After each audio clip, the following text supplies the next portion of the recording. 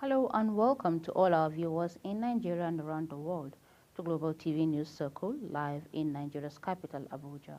I am Fauziya Lukman. The Northeast Development Commission NEDC has presented life-saving equipment and drugs to the University of Maiduguri Teaching Hospital UMTH and some selected hospitals.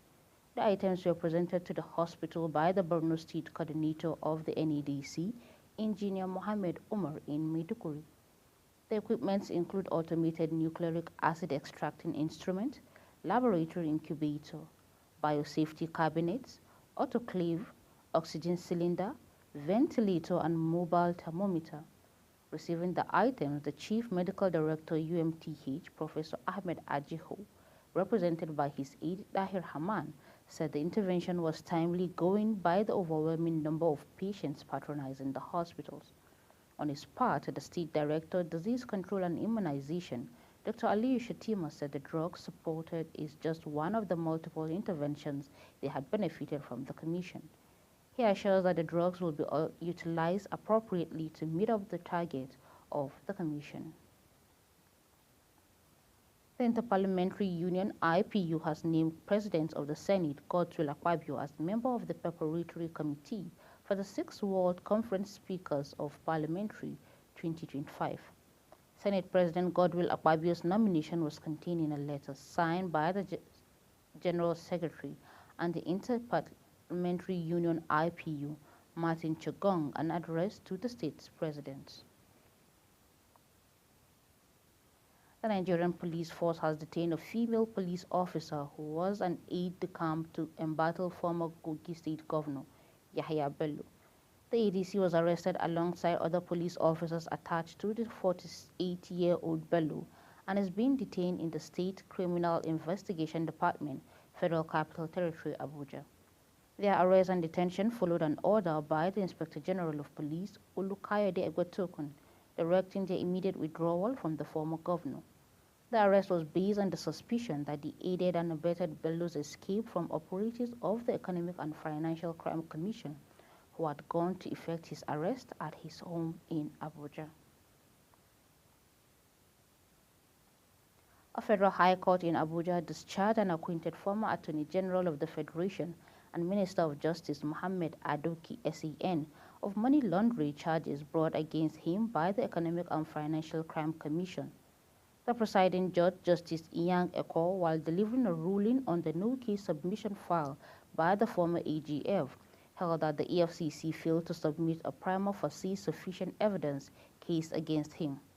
In the charge, the anti-graft agency alleged that Adoki, sometime in August 2013 in Abuja, accepted a cash payment of dollar equivalent to 300 million from Abu Bakr and thereby committing an offense punishable under Section 16, subsection 2b of the Money Laundering Prohibition Act 2011 as amended.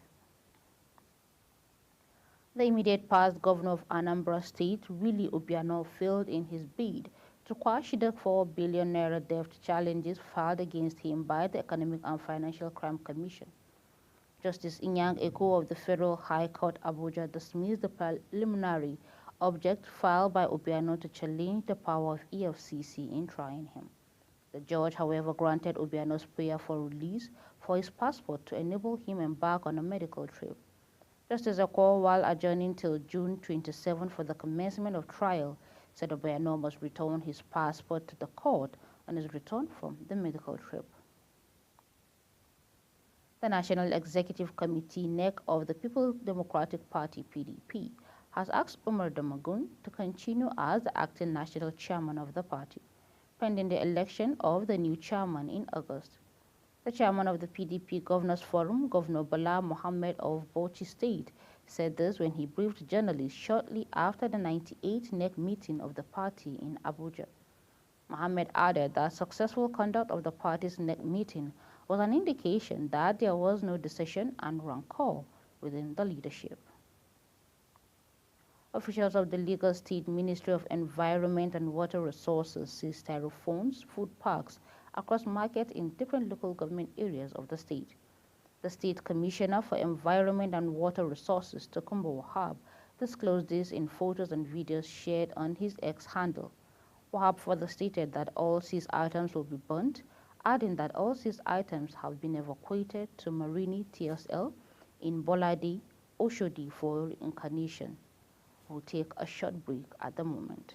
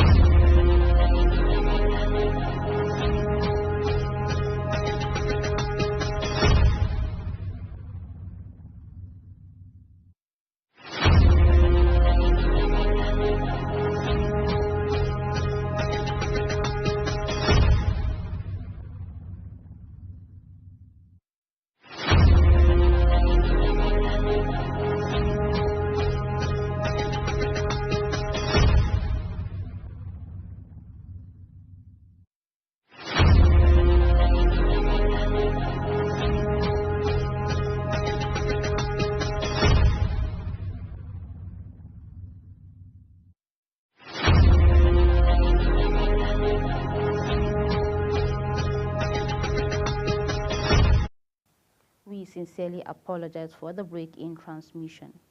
Moving on to the news, the Ondo State Deputy Governor, Dr. Olayide Adelami, has expressed confidence in his victory of his principal, Lucky Adidetiwa, in the ongoing All Progressive Congress primary election being superintended by Governor Usman Ododo of Kogi State. Adelami also commended officials of the Independent National Electoral Commission, security agencies, as well as party faithful for the peaceful conduct of the APC primary election in the wards visited. The governor of Delta State, Honorable Sheriff Obovori, visited the Okwama community of Egu Kingdom in Ugeli South local government area of the state, where 17 military officers and soldiers on a peace mission to the community were killed. The governor was escorted to the community by operatives of the Military Joint Task Force following killing of the personnel.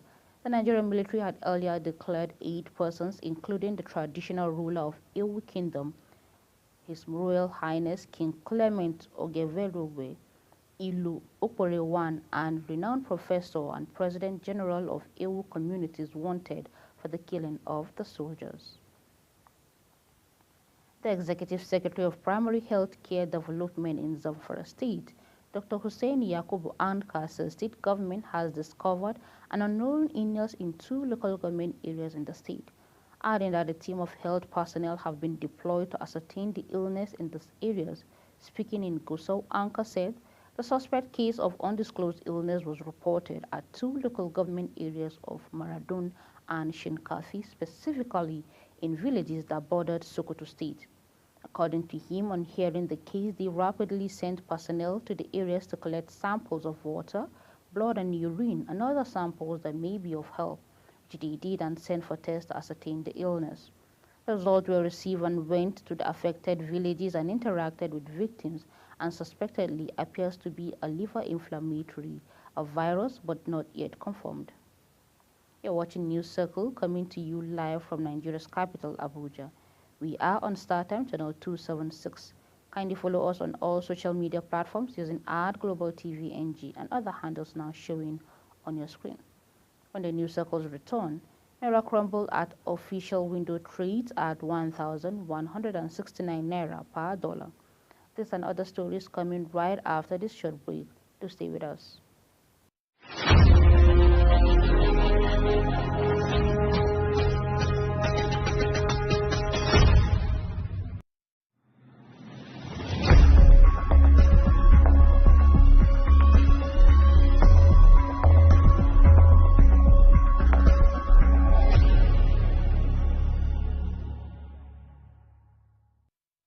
This is Global Television bringing you live broadcasts of the News Circle.